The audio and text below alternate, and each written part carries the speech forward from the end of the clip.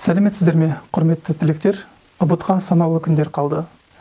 Осы санаулы күндер қалғанда сіздерге қазақ тілінен кейбір мәселелер бойынша маңызды мәселелерге тоқталатын боламыз. Қазір біз сіздермен бірге қазақ тілінен тест шешу кезінде ерекше назар аударуымызға тиісті 4 мәселені қарастыратын боламыз. Олардың біріншісі, сұрақты толық оқымасақ, қате жауапты белгілеп жіберуіміз мүмкін. Сол үшін сұрақты толық оқып түсінуіміз керек. Мәселен, мына сұраққа назар аударайық. Күрделі есімдіктер қатарын табыңыз. Күрделі деген сөзді ести салып, көре салып, немесе ақбота түйеқұс деп белгілеп жіберуіміз мүмкін.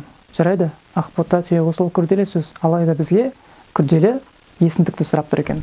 Сондықтан да дұрыс жауабы ақбота түйеқұс болмайды. Өйткені ол күрделі зат есім. Күрделі есімдіктерді сұрап тұрғандықтан, бұл жерде жауабы әркім ештеңе болады. Өйткені әркім ол белгісіздік есімдігі, ешкім ол болмыссыздық есімдігі. Неге күрделі? Өйткені екі түбірдің бірігуі арқылы жасалғандықтан екен. Екінші біздің назар аударуымызға тиісті мәселе бұл болымсыз сұрақтар. Болымсыз сұрақтар келген кезде біз оны болымды қылып оқып жіберуіміз мүмкін.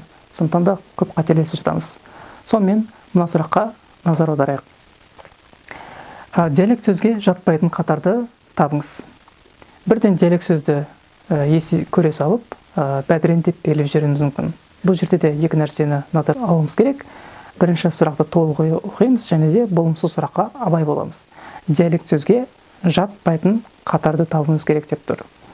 Демек, бізге диалект сөз бола алмайтын қатарды табуымыз керек екен, яғни әдеби сөз табуымыз керек. Бәдірен, әйдік, сүгірет, секер бұл диалект сөздер, ал орын ол диалект сөз емес екен. Үшінші, сұрақтың жауаптары ұзын болған сайын оны қиын сұрақ деп ойлаймыз, алайда еш ондай емес. Сұрақтың жауаптары ұзын болса да, оны қиын деп ойламауымыз керек екен. Олай болса, мына сұраққа назар аударайық. Күшейткіш үстеуі жоқ қатарды ажыратыңыз. Күшейткіш үстеуді білесіз. Ең, тым, орасан, зор деген сөздер. Олай болса, А жауабында жер бетіндегі ең кішкене адамдар. Ең деген күшейткіш үстеу. Демек, дұрыс жауап А бола алмайды. Өйткені бізге сұрақта күшейткіш үстеуі жоқ қатарды табуымыз керек. С жауабында әлемдегі ең биік ерлер. Ең деген бұл жерде күшейткіш үстеу бар.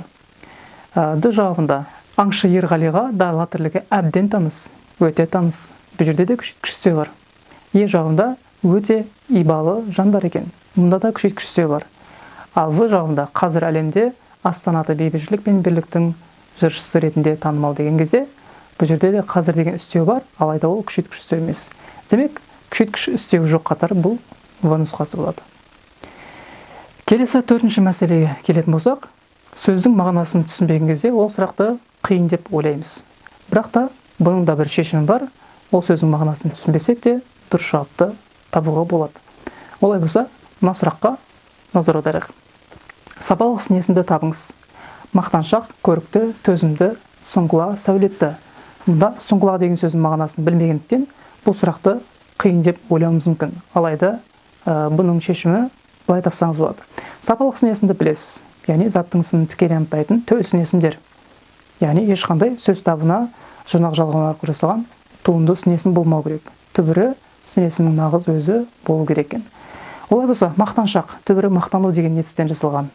Мақтаншақ деген сын есім. Көрікті, түбірі көрік деген зат есім арқылы жасалған.